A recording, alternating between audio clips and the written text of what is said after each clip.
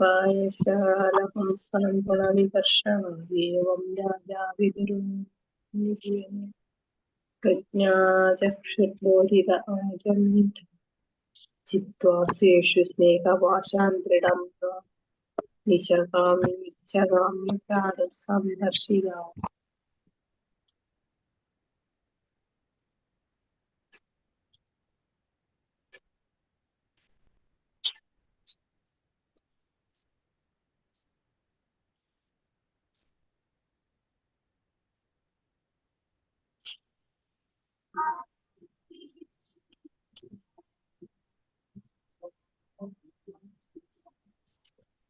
ഹരേ കൃഷ്ണ. ഓം നമോ ഭഗവതേ വാസുദേവായ.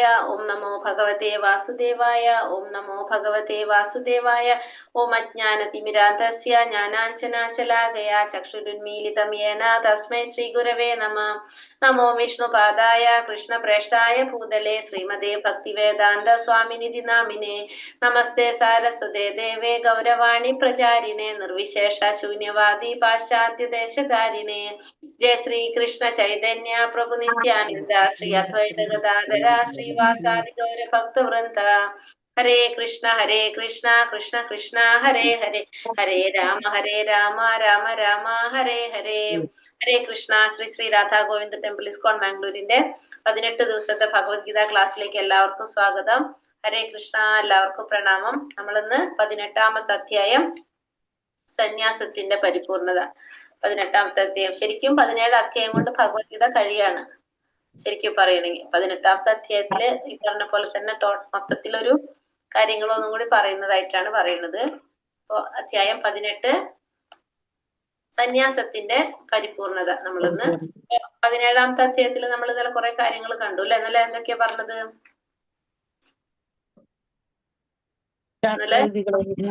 പിന്തുടരാതെ തങ്ങളുടെ സ്വന്തം ഭാവന അനുസരിച്ച് ആരാധനയുടെ സ്ഥിതി എന്തെന്ന്. പിന്നെ എന്തൊക്കെയാ പറഞ്ഞത്? നമ്മള് പിന്നെ മൂന്ന് ഗുണത്തിലുള്ളവരുടെ ഭക്ഷണശീലങ്ങളെ കുറിച്ച് പറഞ്ഞു, തപസ്സിനെ കുറിച്ച് പറഞ്ഞു, ദാനത്തിനെ കുറിച്ച് പറഞ്ഞു, യജ്ഞത്തിനെ കുറിച്ച് പറഞ്ഞു അല്ലെ? 3 ഗുണത്തിലുള്ളവരെ, യജ്ഞം, ദാനം, തപസ് അല്ലെ? അതാണ് നമ്മൾ പറഞ്ഞത്. അത് നമ്മൾ എന്ത് ചെയ്യണമെന്നും പറഞ്ഞു. ഈ കാര്യങ്ങള് 3 ഗുണത്തിലുള്ളവരുടെ ഇത് ചെയ്യാതെ നമ്മള് ഭഗവാന് സമർപ്പിച്ചുകൊണ്ട് ചെയ്യണമെന്നും പറഞ്ഞു. കാരണം നമ്മൾ ഈ ചെയ്യുന്നത് ചിലപ്പോ ശരിയായ രീതിയിൽ നമുക്കത് വിചാരിച്ച രീതിയിൽ നമുക്കത് കിട്ടണമെന്നില്ല. അപ്പൊ അതുകൊണ്ട് നമ്മൾ എന്ത് ചെയ്യാ? അത് ഭഗവാന് സമർപ്പിച്ചുകൊണ്ട് ഓം തത്സത്ത് എന്നൊരു വിട്ടുകൊണ്ട് ചെയ്യേണ്ടതായിട്ടും പറഞ്ഞു. പിന്നെ അങ്ങനെ അല്ലാതെ ഭഗവാനിൽ വിശ്വാസമില്ലാതെ ചെയ്തു കഴിഞ്ഞാൽ അതെന്താണ്? അസത്താണെന്നും പറഞ്ഞു അല്ലെ? ഇത്രയും കാര്യങ്ങളാണ് ഇന്നത്തെ അധ്യായത്തിൽ പറഞ്ഞു. നമ്മള് 3 ഗുണത്തിലുള്ളവരുടെ ഭക്ഷണക്രമങ്ങൾ പറഞ്ഞു, ഭക്ഷണശീലങ്ങൾ പറഞ്ഞു, പിന്നെ യജ്ഞം, ദാനം, തപസ് അതിനെ കുറിച്ചും പറഞ്ഞു. പിന്നെ നമ്മൾ ഇതൊക്കെ ചെയ്യുമ്പോൾ ഭഗവാനെ സമർപ്പിച്ചുകൊണ്ടാണ് നമ്മൾ ചെയ്യേണ്ടത്. ഓം തത്സത്ത് എന്നൊരു വിട്ട് ചെയ്യണം പറഞ്ഞു. അത് ചെയ്യാതെ ഭഗവാന്റെ വിശ്വാസമില്ലാത്തവരെ ചെയ്ത് അത് അസത്ത് എന്നാണെന്ന് പറഞ്ഞു. ഇത്രയും കാര്യങ്ങളല്ലേ നമ്മൾ ഇന്നലെ പറഞ്ഞത്? ഓർമ്മയുണ്ടോ?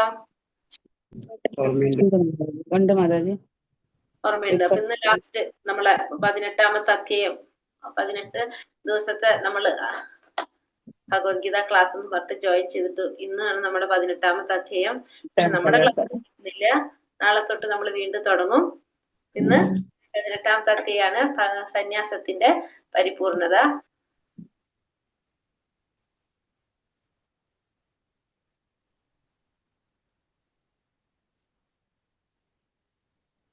ഇതിലും ഭഗവാൻ ഇത്തരത്തിലുള്ള കുറെ കാര്യങ്ങൾ തന്നെയാണ് ഈ അധ്യായത്തിലും കുറെ പറയുന്നത്. 18ാമത്തെ അധ്യായത്തിലും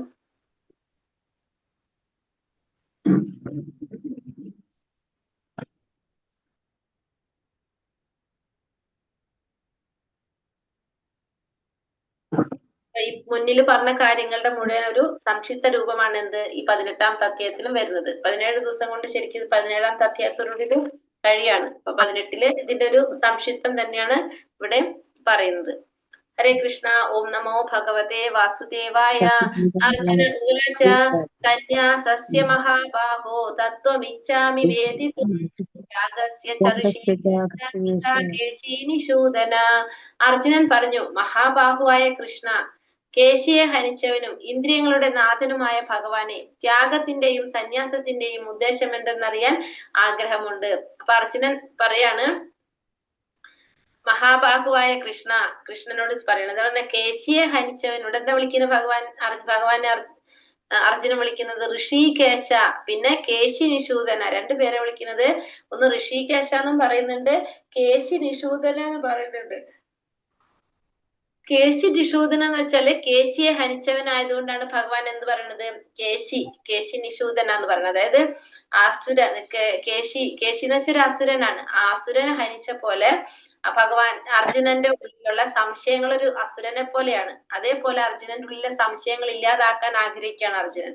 അതുകൊണ്ടാണ് ഇവിടെ കേശി നിഷൂദന എന്ന് പറയുന്നത്. പിന്നെ ഋഷികേശൻ ഇന്ദ്രിയങ്ങളുടെ നാഥനാണ്. അപ്പൊ അർജുനന്റെ ഇന്ദ്രിയങ്ങളെ ആർക്ക് നിയന്ത്രിക്കാൻ സാധിക്കും? ഭഗവാന് നിയന്ത്രിക്കാൻ സാധിക്കും. അപ്പൊ അർജുനന്റെ ഈ സംശയങ്ങളെല്ലാം മാറ്റി അർജുനന്റെ ഇന്ദ്രിയങ്ങളൊക്കെ നിയന്ത്രിക്കണം ആഗ്രഹിച്ചുകൊണ്ടാണ് അർജുനൻ എന്ത് വിളിക്കുന്നത് ഭഗവാന് കേശി നിഷൂദന, പിന്നെ ഋഷികേശ എന്ന് വിളിക്കുന്നത്.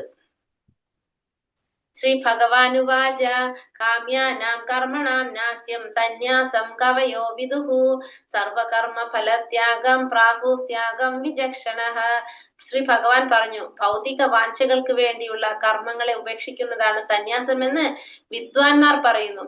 സർവകർമ്മങ്ങളുടെ ഫലങ്ങളെ ഉപേക്ഷിക്കുന്നതാണ് ബുദ്ധിമാന്മാർ ത്യാഗം എന്ന് വിളിക്കുന്നത്. അപ്പോൾ പറയുന്നത് സന്യാസം എന്ന് വെച്ചാൽ എന്താണ്? ഭൗതികമായ ആഗ്രഹങ്ങൾക്ക് വേണ്ടിയിട്ടുള്ള കർമ്മം, ഭൗതികമായ ആഗ്രഹങ്ങൾക്ക് വേണ്ടിയുള്ള കർമ്മങ്ങള് ത്യജിക്കുന്നതാണ് എന്ത്? സന്യാസം. ഭൗതികമായ ആഗ്രഹങ്ങൾക്ക് വേണ്ടിയുള്ള കർമ്മങ്ങൾ ഉപേക്ഷിക്കുക, അതാണ് ഭൗതികമായ വാഞ്ചകൾക്ക് വേണ്ടിയുള്ള കർമ്മങ്ങൾ ഉപേക്ഷിക്കുന്നതാണ് സന്യാസം എന്ന് വിദ്വാൻമാര് പറയുന്നു. സർവകർമ്മങ്ങളുടെയും ഫലങ്ങൾ ഉപേക്ഷിക്കുന്നതാണ് ബുദ്ധിമാൻ ത്യാഗം എന്ന് പറയുന്നത്. അപ്പൊ ഭൗതിക കർമ്മങ്ങൾ ഉപേക്ഷിച്ചിരുന്നത് സന്യാസം എന്നും കർമ്മങ്ങളുടെ ഫലങ്ങൾ ഉപേക്ഷിക്കുന്നത് ത്യാഗമെന്നും ബുദ്ധിമാന്മാര് പറയുന്നു. ഭഗവാന്റെ അഭിപ്രായമല്ല ഇവിടെ പറഞ്ഞത്, വിദ്വാൻമാരുടെ അഭിപ്രായമാണ് ഭഗവാൻ പറയുന്നത്. ഭൗതികമായ ആഗ്രഹങ്ങൾക്ക് വേണ്ടിയിട്ടുള്ള കർമ്മങ്ങൾ ഉപേക്ഷിക്കുന്നത് സന്യാസവും കർമ്മത്തിന്റെ ഫലങ്ങൾ ഉപേക്ഷിക്കുന്നത് ത്യാഗവും. അങ്ങനെയാണ് വിദ്വാൻമാരൊക്കെ പറയുന്നത് എന്നാണ് ഭഗവാനോട് പറയുന്നത്. ഭഗവാന്റെ ഉപദേശമല്ല പറയുന്നത്. ഇനി എല്ലാ കർമ്മങ്ങളും ദോഷകരങ്ങളായകയാൽ അതിനെ ത്യജിക്കണമെന്ന് ബുദ്ധിമാന്മാരായ ചിലർ പറയുന്നുണ്ട്. അപ്പൊ എല്ലാ കർമ്മങ്ങളും എങ്ങനെയാണ്? ദോഷകരമാണ്. അപ്പൊ അതിനെ ത്യജിക്കണമെന്ന് ബുദ്ധിമാന്മാര് പറയുന്നുണ്ട്.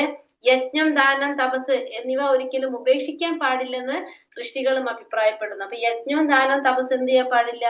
ഉപേക്ഷിക്കാൻ പാടില്ല എന്നുള്ളത് ഋഷികളും അഭിപ്രായപ്പെടുന്നു. അപ്പൊ ഭഗവാന്റെ അഭിപ്രായം അല്ല പറയുന്നതൊന്നും, ബുദ്ധിമാന്മാര് ഋഷികളുടെ ഒക്കെയാണ്. ഇനി ഭഗവാൻ എന്താ പറയുന്നത്? ഹേ ഭാരത ശ്രേഷ്ഠ, ത്യാഗത്തിന്റെ കുറിച്ച് എന്റെ വിധി നിർണയം കേൾക്കൂ. പുരുഷ വ്യാഘ്രമേ, ത്യാഗം 3 വിധം എന്നാണ് ധർമ്മശാസ്ത്രങ്ങളിൽ പറയുന്നത്. അപ്പൊ ഇനി ഭഗവാന്റെ അഭിപ്രായം പറയാൻ പോകാണ്.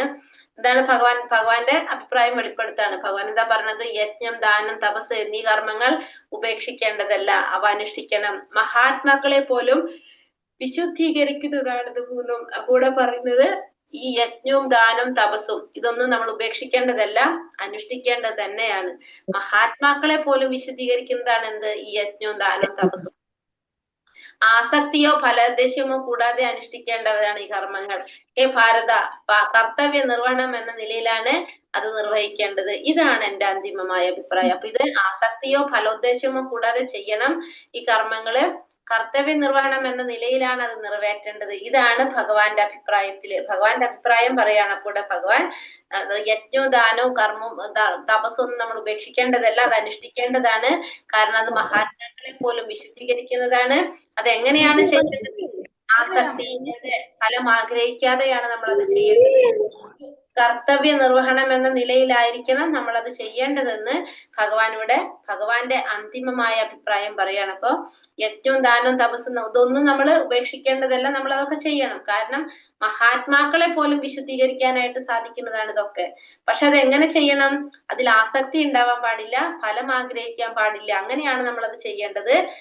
കർത്തവ്യ നിർവഹണം എന്ന നിലയിൽ നമ്മുടെ ജോലിയാണെന്ന് മാത്രം വിചാരിച്ചുകൊണ്ട് ചെയ്യാൻ, അതിൽ നമ്മളൊന്നും ആഗ്രഹിക്കരുത്. അങ്ങനെയാണ് ചെയ്യണം എന്നാണ് ഭഗവാന്റെ അഭിപ്രായം, അന്തിമമായ അഭിപ്രായം ഭഗവാൻ പറയുന്നത്. ഇനി ആ 3 തരത്തിലുള്ള ത്യാഗത്തെ കുറിച്ച് പറയാണ്. എങ്ങനെയൊക്കെയാണ് പറയുന്നത്? 3 കർമ്മ ഗുണങ്ങളിലൂടെ ത്യാഗം. നിയത കർമ്മങ്ങളെ ഒരിക്കലും ഉപേക്ഷിച്ചുകൂടാ. വ്യാമോഹം കൊണ്ട് അങ്ങനെ ചെയ്യുന്നുവെങ്കിൽ അത് തമോ ഗുണത്തിലുള്ള ത്യാഗം. അപ്പൊ നമ്മൾ ഒരിക്കലും നിയത കർമ്മങ്ങൾ, നമ്മൾ ചെയ്യേണ്ടതായിട്ടുള്ള കർമ്മങ്ങൾ ഒരിക്കലും നമ്മൾ ഉപേക്ഷിക്കാൻ പാടില്ല. നിയത കർമ്മം നമുക്ക് ഓരോരുത്തർക്കും പറഞ്ഞിരിക്കുന്ന കർമ്മങ്ങളുണ്ട്, നിയത കർമ്മങ്ങൾ. അത് നമ്മൾ ഒരിക്കലും ഉപേക്ഷിക്കാൻ പാടില്ല. അങ്ങനെ നമ്മൾ ചെയ്തെങ്കിൽ അത് എന്ത് ത്യാഗമാണ്? തമോ ഗുണത്തിലുള്ളതാണ്. നമുക്ക് ഓരോരുത്തർക്കും പറഞ്ഞിരിക്കുന്ന ത്യാഗം നമ്മൾ അത് ഉപേക്ഷിക്കാൻ പാടുള്ളതല്ല. അങ്ങനെ ചെയ്താൽ അതെന്താണ്? നമ്മൾ ചെയ്യേണ്ട ജോലികൾ നമ്മൾ ഉപേക്ഷിച്ചു കഴിഞ്ഞാൽ അത് തമോ ഗുണത്തിലുള്ളതാണ്. പിന്നെ നിയത കർമ്മങ്ങൾ ക്ലേശകരമെന്ന് വെച്ചോ ബുദ്ധിമുട്ടായി കണക്കാക്കിയോ ചെയ്യാതെ വിട്ടാൽ അത് രാജസികം. അത്തരം പ്രവൃത്തി ഒരിക്കലും ത്യാഗത്തിന്റെ ഉന്നതിയിലേക്ക് നയിക്കില്ല. അപ്പൊ നമ്മള് ചെയ്യുന്ന കർമ്മങ്ങള് നമുക്ക് ചെയ്യാൻ ബുദ്ധിമുട്ടാണ് എന്ന് വിചാരിച്ചുകൊണ്ട് നമ്മൾ ചെയ്യാതെ വിട്ടു കഴിഞ്ഞാൽ അതെന്താണ്? രാജസികമായിട്ടുള്ള ത്യാഗമാണ്. അപ്പൊ ത്യാഗം 3 തരത്തിൽ പറയുന്നത്, ഒന്ന് എന്താ പറയണത്, തമോ ഗുണത്തിലുള്ള ത്യാഗം എന്ന് പറഞ്ഞാല് നമ്മൾ ചെയ്യേണ്ടതായിട്ടുള്ള ധർമ്മമല്ല. നമുക്ക് ഓരോരുത്തർക്കും ഒരു മനുഷ്യ ജന്മം കിട്ടിക്കഴിഞ്ഞാൽ നമ്മൾ ചെയ്യേണ്ടതായിട്ടുള്ള കുറെ കടമകളും കർമ്മങ്ങളും ഉണ്ട്. അപ്പൊ നമ്മൾ അത് ചെയ്യേണ്ടത് ചെയ്യാതിരിക്കുകയാണെങ്കിൽ, ഉപേക്ഷിക്കുകയാണെങ്കിൽ, അതെന്തുകൊണ്ട്? നമ്മൾ ഒരിക്കലും ഉപേക്ഷിക്കാൻ പാടില്ല. പക്ഷെ വ്യാമോഹം കൊണ്ട് നമുക്കത് ചെയ്യുന്നുവെങ്കിൽ, നമ്മൾ അങ്ങനെ ഉപേക്ഷിക്കുകയാണെങ്കിൽ അത് തമോ ഗുണത്തിലുള്ളതാണ്. പിന്നെ ആ ചെയ്യേണ്ടത് നമുക്ക് ബുദ്ധിമുട്ടാണ്, ചെയ്യാൻ വളരെ ബുദ്ധിമുട്ടാണെന്ന് കണക്കാക്കി നമ്മൾ ചെയ്യാതെ വിട്ടാൽ അത് രാജസികമാണ്. ഭൗതിക സംഗ്രഹിതനായും ഫലം ഉദ്ദേശിക്കാതെയും തന്റെ കർത്തവ്യമാണെന്ന് മാത്രം കരുതിക്കൊണ്ട് വിധിക്കപ്പെട്ട കർമ്മം ചെയ്യുകയാണെങ്കിൽ അത് സ്വാത്വികമായിട്ടുള്ള ത്യാഗം. അപ്പൊ നമ്മളത് ചെയ്യണം, നമ്മളെ ഉത്തരവാദിത്തമാണ്, നമ്മുടെ കടമയാണെന്ന് വിചാരിച്ചുകൊണ്ട്, കർത്തവ്യമാണെന്ന് മാത്രം കരുതിക്കൊണ്ട് ഫലം ഉദ്ദേശിക്കാതെ വിധിക്കപ്പെട്ട കർമ്മം ചെയ്യാൻ ആ ത്യാഗം എന്താണ്? സ്വാത്വികമായിട്ടുള്ളത്. ചെയ്യാതിരുന്നു കഴിഞ്ഞാൽ അത് തമോ ഗുണത്തിലുള്ള ത്യാഗം. ഒരിക്കലും ഉപേക്ഷിക്കാൻ പാടില്ല. ഉപേക്ഷിച്ചു കഴിഞ്ഞാൽ അത് തമോ ഗുണത്തിലുള്ള ത്യാഗം. ക്ലേശകരമാണെന്ന് കരുതിക്കൊണ്ട്, ബുദ്ധിമുട്ടാണെന്ന് കരുതിക്കൊണ്ട് ചെയ്യാതെ വിട്ടാൽ അത് രാജസികമായിട്ടുള്ള ത്യാഗം. താനും കൃഷ്ണനുമായുള്ള ബന്ധത്തെ പറ്റി അറിഞ്ഞുകൊണ്ട് പ്രവർത്തിക്കുന്ന കൃഷ്ണാവബോധനിഷ്ഠനായ മനുഷ്യൻ എപ്പോഴും മുക്താവസ്ഥയിലാണ്. തന്മൂലം അയാൾക്ക് മരണശേഷം സ്വകർമ്മ ഫലങ്ങളായ സുഖദുഃഖ അനുഭവങ്ങൾക്കിടവരില്ല. അപ്പോ ഭഗവാനും താനും തമ്മിലുള്ള ബന്ധത്തെ കുറിച്ച് മനസ്സിലാക്കി കൃഷ്ണാവബോധനിഷ്ഠനായ ഒരു ഭക്തൻ, അപ്പൊ ഭഗവാനും താനും തമ്മിലുള്ള ബന്ധത്തെ കുറിച്ച് മനസ്സിലാക്കിയ കൃഷ്ണാവബോധത്തിലുള്ള ഒരു വ്യക്തി എപ്പോഴും എങ്ങനെയായിരിക്കും? മുക്താവസ്ഥയിലായിരിക്കും. ബന്ധനത്തിൽ നിന്ന് മാറി മുക്താവസ്ഥയിലായിരിക്കും. ആ വ്യക്തിക്ക് എന്തുണ്ടാവില്ല? ചെയ്യുന്ന കർമ്മത്തിന്റെ ഫലങ്ങളൊന്നും ഉണ്ടാവില്ല, സുഖദുഃഖങ്ങളൊന്നും അനുഭവിക്കേണ്ടതായിട്ട് വരില്ല. കാരണം മുക്താവസ്ഥയിലാണ്, ഭഗവാനുമായിട്ടുള്ള ബന്ധം മനസ്സിലാക്കിയ വ്യക്തിയാണ്. ചെയ്യുന്ന കർമ്മങ്ങൾക്കൊന്നും എന്തുണ്ടാവില്ല? ഫലങ്ങൾ ഉണ്ടാവില്ല. ഇനി കർമ്മത്തെ കുറിച്ച് പറയണം. 3 തരത്തിലുള്ള കർമ്മത്തെ കുറിച്ച്. നേരത്തെ ത്യാഗത്തെ കുറിച്ച് കണ്ടു, ഇനി കർമ്മത്തെ കുറിച്ച് പറയാണ്. അനാസക്തമായും രാഗദ്വേഷരഹിതമായും ഫലാസക്തി കൂടാതെയും നിയന്ത്രിതമായ വിധത്തിൽ ചെയ്യുന്ന കർമ്മം സാത്വിക കർമ്മം. സാത്വികമായ കർമ്മം എന്ന് പറയുന്നത് ആസക്തി ഇല്ലാതെ, രാഗദ്വേഷരഹിതനായിട്ട്, രാഗദോഷം ഇഷ്ടാനിഷ്ടങ്ങളൊന്നും ഇല്ലാതെ, ഫലം ആഗ്രഹിക്കാതെ നിയന്ത്രിതമായ വിധത്തിൽ ചെയ്യുന്ന കർമ്മം സാത്വികമായ കർമ്മം. അതായത് ആസക്തിനല്ല, നമ്മൾ എന്ത് ചെയ്യുന്നില്ല, നമ്മുടെ ഇഷ്ടാനിഷ്ടങ്ങളൊന്നും നോക്കാതെ, ഫലം ആഗ്രഹിക്കാതെ നമ്മൾ ചെയ്യുകയാണെങ്കിൽ അത് സാമ്പത്തികമായിട്ടുള്ള കർമ്മം. ആഗ്രഹം നിറവേറ്റാൻ വേണ്ടിയിട്ട് മിഥ്യാഹഭാവം കൊണ്ട് ഏറെ പ്രയാസപ്പെട്ട് ചെയ്യുന്നത് രാജസികമായിട്ടുള്ള കർമ്മം. നമ്മുടെ ആഗ്രഹം നിറവേറ്റാൻ വേണ്ടിയിട്ട് ചെയ്യുക, മിഥ്യാഹഭാവം കൊണ്ട് ഏറെ പ്രയാസപ്പെട്ട് നമ്മൾ ചെയ്യുന്ന കർമ്മം രാജസികം. തുടർന്നുണ്ടാവുന്ന കെട്ടുപാടുകളെ കുറിച്ചോ മറ്റുള്ളവർക്ക് ഉണ്ടാകുന്ന നാശത്തെ കുറിച്ചോ ക്ലേശങ്ങളെ അവഗണിച്ചുകൊണ്ട് ശാസ്ത്ര നിർദ്ദേശങ്ങൾക്കെതിരായിട്ട് വ്യാമോഹം മൂലം ചെയ്യുന്നത് താമസിക. അതായത് നമ്മൾ കർമ്മം ചെയ്യുന്നു, പക്ഷെ ആ ചെയ്യുന്നത് കൊണ്ട് മറ്റുള്ളവർക്ക് ഉപദ്രവം ഉണ്ടാകും, ദോഷം ഉണ്ടാകും എന്നൊന്നും ചിന്തിക്കാതെ അവഗണിച്ചുകൊണ്ട് നമ്മള് ശാസ്ത്രങ്ങൾക്ക് വിരുദ്ധമായിട്ട് ചെയ്യുകയാണെങ്കിൽ അതെന്താണ്?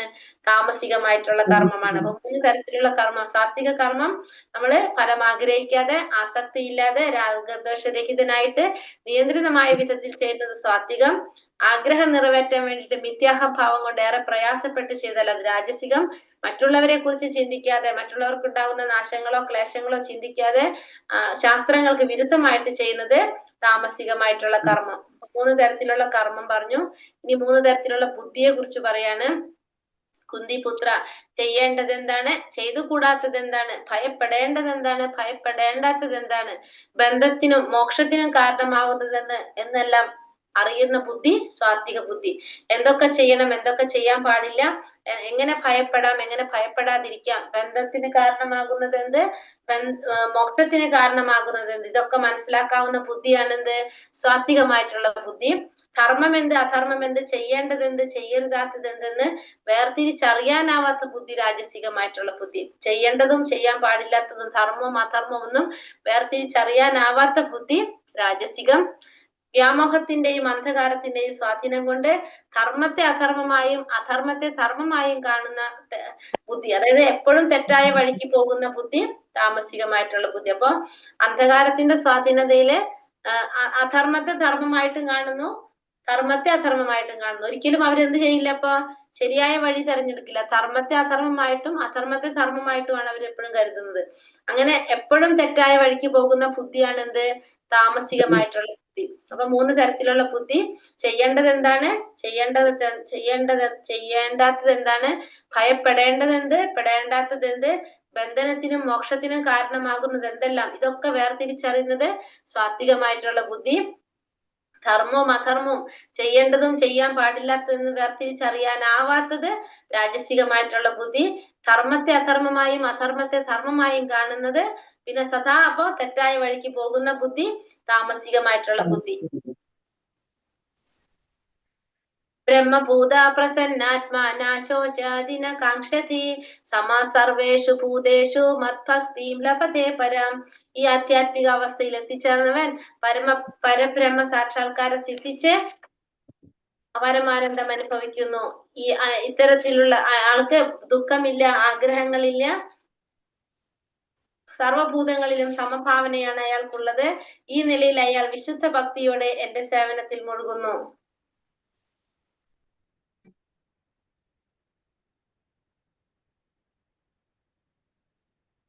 ഇവിടെ ഭഗവാൻ എന്താ പറയണത്, ഈ ആധ്യാത്മിക അവസ്ഥയിൽ, അതായത് ഭഗവാനിലേക്ക് അടുക്കുക, അങ്ങനെ സാക്ഷാത്കാരം നേടാനായിട്ട് സാധിക്കുന്ന വ്യക്തി, അങ്ങനെയുള്ള വ്യക്തി എന്താ പറയുന്നത്, ഈ ആധ്യാത്മിക അവസ്ഥയിൽ എത്തിച്ചേർന്നവൻ പരബ്രഹ്മ സാക്ഷാത്കാരം സിദ്ധിച്ച് പരമാനന്ദം അനുഭവിക്കാനായിട്ട് അവർക്ക് സാധിക്കും. ആത്മസാക്ഷാത്കാരം നേടുന്ന വ്യക്തിയെ കുറിച്ച് പറയണം. പരമാനന്ദം അനുഭവിക്കാൻ ആ വ്യക്തിക്ക് സാധിക്കും. അയാൾക്ക് എന്തില്ല, പിന്നെ ദുഃഖങ്ങളില്ല, ആഗ്രഹങ്ങളില്ല, സർവഭൂതങ്ങളിലും സമഭാവനയാണ് ആ വ്യക്തിക്കുള്ളത്. ഈ നിലയിൽ അയാൾക്ക് എന്ത് സാധിക്കും, വിശുദ്ധ ഭക്തിയോടെ ഭഗവാന്റെ സേവനത്തിൽ മുഴുകാനായിട്ട് സാധിക്കും. എവിടേക്ക് എത്തിയാല്, ആധ്യാത്മിക അവസ്ഥയിലേക്ക് എത്തിച്ചേർന്നാൽ, ഈ ആധ്യാത്മിക അവസ്ഥയിലേക്ക് എത്തിച്ചേർന്ന് കഴിഞ്ഞാൽ ആ വ്യക്തിക്ക് പിന്നെ പരബ്രഹ്മ സാക്ഷാത്കാരം സിദ്ധിച്ച പരമാനന്ദം അനുഭവിക്കാനായിട്ട് സാധിക്കും. പിന്നെ ആ വ്യക്തിക്ക് എന്തില്ല, അവിടെ സുഖങ്ങളോ ദുഃഖങ്ങളോ ആഗ്രഹങ്ങളോ ഒന്നും തന്നെ ആർക്കില്ല, ആ വ്യക്തിക്കില്ല. എല്ലാറ്റിനെയും സമഭാവനയോടെ, സർവഭൂതങ്ങളെയും സമഭാവനയോടാണ് അയാൾക്കുള്ളത്. കാരണം എല്ലാ വ്യക്തികളും എല്ലാം എന്ത് മനസ്സിലാക്കാൻ സാധിക്കും, എല്ലാ സർവചരാചരങ്ങളിലും ഈശ്വരനുണ്ട് എന്ന് അറിയാനായിട്ട് ആർക്ക് സാധിക്കും, ഈ വ്യക്തിക്ക് സാധിക്കും.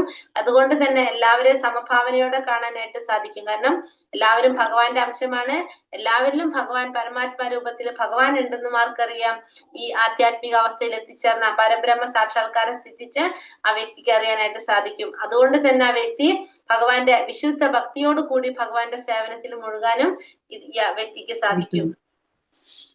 ഭക്ത്യാ മാമാപി ജാനാതി യാവൻ യച്ഛാസ്മി തത്വതഃ തതോ മാം തത്വതോ ജ്ഞാതോ വിശദേ തദനന്തരം. ഭക്തിയുടെ സേവനം കൊണ്ട് മാത്രമേ ഞാനാണ് പരമദിവ്യോത്തമ പുരുഷനെന്ന സത്യം അറിയാൻ കഴിയൂ. ആ ഭക്തി കൊണ്ട് തന്നെ എന്നെ കുറിച്ചുള്ള പൂർണ്ണ ബോധത്വം നേടുമ്പോൾ അയാൾ ദൈവ സാമ്രാജ്യത്തിൽ പ്രവേശിക്കും. അപ്പൊ ഭഗവാനെ കുറിച്ച് അറിയണമെങ്കിൽ നമുക്ക് എന്ത് വേണം, ഭക്തിയുടെ സേവനത്തിലൂടെ മാത്രമേ പരമദിവ്യോത്തമ പുരുഷനാണെന്ന സത്യം അറിയാനായിട്ട് സാധിക്കുള്ളൂ. ഭക്തി എന്ന് പറഞ്ഞാൽ എന്താണ്, ഭക്തിയുടെ സേവനമാണ്. ഭക്തിക്ക് കൊടുത്തിരിക്കുന്ന നിർവചനം ഭക്തിയുടെ സേവനം. ഭക്തി എന്ന് പറഞ്ഞാല് എന്താണ്, ഭക്തി എന്ന് വെച്ചാൽ അവിടെ ഒരു പ്രവൃത്തി ഉണ്ടാവണം നമുക്കത്. അതെന്താണ്, ഭക്തിയുടെ സേവനം. അല്ലേ, നമ്മൾ പറയില്ലേ ഭക്തി ഉണ്ടെന്ന് പറഞ്ഞിട്ട് നമ്മൾ ഒന്നും ചെയ്യാതെ ഇരുന്ന് കഴിഞ്ഞാൽ നമുക്ക് അവിടെ എന്ത് വരുന്നില്ല, അവിടെ ഭക്തി വരുന്നില്ല. ഭക്തി എന്ന് പറഞ്ഞാൽ എന്ത് ചെയ്യണം, അവിടെ നമുക്ക് പ്രവൃത്തി അല്ലെ, അവിടെ ഒരു സേവന ഭാവം നമുക്ക് വേണം. അപ്പൊ ഭക്തി എന്ന് പറഞ്ഞാൽ എന്താണ്, നമ്മുടെ നിർവചനം കൊടുക്കുമ്പോ ഭക്തിയുടെ സേവനം തന്നെയാണ് ഭക്തി എന്ന് പറയുന്നത്. അപ്പോൾ ഭക്തിയിലൂടെ മാത്രമേ ഭഗവാനെ കുറിച്ച് നമുക്ക് അറിയാനായിട്ട് സാധിക്കുള്ളൂ. ഭക്തിയുടെ സേവനം കൊണ്ട് മാത്രമേ ഞാനാണ് പരമദിവ്യോത്തമ പുരുഷന സത്യം അറിയാനായിട്ട് സാധിക്കുള്ളൂ. ആ ഭക്തി കൊണ്ട് തന്നെ എന്നെ കുറിച്ചുള്ള പൂർണ്ണ ബോധം നേടുമ്പോൾ ദൈവ സാമ്രാജ്യത്തിൽ പ്രവേശിക്കാനായിട്ട് സാധിക്കും. അപ്പൊ ഭക്തിയിലൂടെ മാത്രമേ ഭഗവാനെ കുറിച്ച് അറിയാനായിട്ട് സാധിക്കുള്ളൂ. ഭക്തിയുടെ സേവനം കൊണ്ട് നമുക്ക് എന്തറിയാൻ സാധിക്കും? ഭഗവാന് ദിവ്യാത്മ പുരുഷനാണെന്ന സത്യം മനസ്സിലാക്കി പൂർണ്ണ ബോധ്യത്തോടെ നമുക്ക് എന്ത് സാധിക്കും? ഭഗവാന്റെ ദിവ്യ സാമ്രാജ്യത്തില് പ്രവേശിക്കാനായിട്ട് സാധിക്കും. അപ്പൊ എന്താണ് ആവശ്യം ഭഗവാനെ കുറിച്ച് അറിയണമെങ്കിൽ? ഭക്തി തന്നെയാണ് ആവശ്യം. സർവകർമാണ്യപി സദാ കുർവാണോ മദ്വിപാശ്രയഃ മത്പ്രസാദാദവാപ്നോതി ശാശ്വതം പദമവ്യയം. ഏതു തരം പ്രവർത്തികളിൽ ഏർപ്പെട്ടിരുന്നാലും എന്നെ മാത്രം ആശ്രയിക്കുന്ന എന്റെ വിശുദ്ധ ഭക്തൻ എന്റെ കാരുണ്യത്താലും സംരക്ഷണത്താലും അനശ്വരവും ശാശ്വതമായ എന്റെ ധാമം പ്രാപിക്കും. ഏത് തരത്തിലുള്ള പ്രവർത്തിയിൽ ഏർപ്പെട്ടിരുന്നാലും ശരി, ഭഗവാനെ ആശ്രയിക്കുന്ന ഭഗവാന്റെ ഭക്തന്മാർക്ക് ഭഗവാന്റെ കാരുണ്യം കൊണ്ടും സംരക്ഷണം കൊണ്ടും അനശ്വരവും ശാശ്വതമായിട്ടുള്ള ഭഗവാന്റെ ധാമം പ്രാപിക്കാനായിട്ട് സാധിക്കും. അപ്പൊ എത്തരത്തിലുള്ള പ്രവർത്തികളിൽ ഏർപ്പെട്ടിരുന്നാലും ഭഗവാനെ മാത്രം ആശ്രയിക്കുന്ന ഭഗവാന്റെ ഭക്തന്മാരാണെങ്കിൽ അവർക്ക് എന്ത് സാധിക്കും? ഭഗവാന്റെ ശാശ്വതമായ ധാമം പ്രാപിക്കാനായിട്ട് സാധിക്കും. മച്ചിത്ത സർവദുർഗാണി മത്പ്രസാദാത്തരിഷ്യസി അഥ ചേത്വമഹങ്കാരൻ നാശോഷ്യസി വിനക്ഷസി. എന്നെ കുറിച്ച് ബോധവാനായിരുന്നതിനാൽ നിനക്ക് എന്റെ പ്രസാദം കൊണ്ട് തന്നെ ബദ്ധ ജീവിതത്തിലെ സകല ക്ലേശങ്ങളെയും അതിജീവിക്കാനായിട്ട് കഴിയും. ആ ബോധത്തോടെ പ്രവർത്തിക്കാതെ മിഥ്യാഹങ്കാരം കൊണ്ട് എന്റെ അഭിമതം അനുസരിക്കാതെ പോയാലാകട്ടെ നാശമാകും ഫലം. ഇനി ഭഗവാനെ കുറിച്ചുള്ള ഭഗവാനെ കുറിച്ച് ബോധവാനായിരുന്നാല് ഭഗവാന്റെ പ്രസാദം കൊണ്ട് തന്നെ എന്ത് സാധിക്കും? ഈ ബദ്ധ ജീവിതത്തിലെ സകല ക്ലേശങ്ങളെയും അതിജീവിക്കാനായിട്ട് ഒരു ജീവാത്മാവിന് സാധിക്കും. അതായത് ഭഗവാനെ കുറിച്ചുള്ള ബോധവാനായിരിക്കണം.